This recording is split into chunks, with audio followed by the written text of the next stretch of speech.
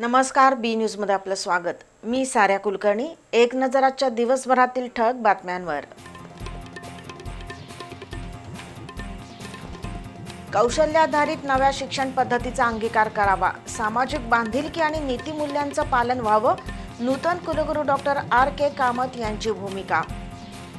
अंमली पदार्थ तस्करी आणि सायबर गुन्हेगारी मुळापासून मोडून काढणार, कोल्हापूर परिक्षेत्राचे नूतन विशेष पोलीस महानिरीक्षक रंजन कुमार शर्मा यांनी पदभार स्वीकारल्यानंतर व्यक्त केला निर्धार.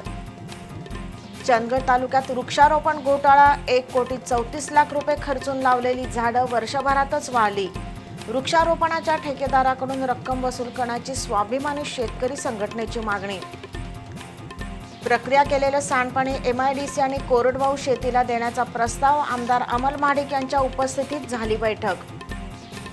आणि LED पथदिवे बसवण्यासाठी ठेकेदार कंपनी नेमण्यावरून नगरसेवक आक्रमक, पण टक्केवारी आणि ढपला संस्कृती काढण्यासाठी नागरिकांमध्ये विश्वास निर्माण करणं आवश्यक, अन्यथा संशय कल्लोळ वाढण्याची भीती.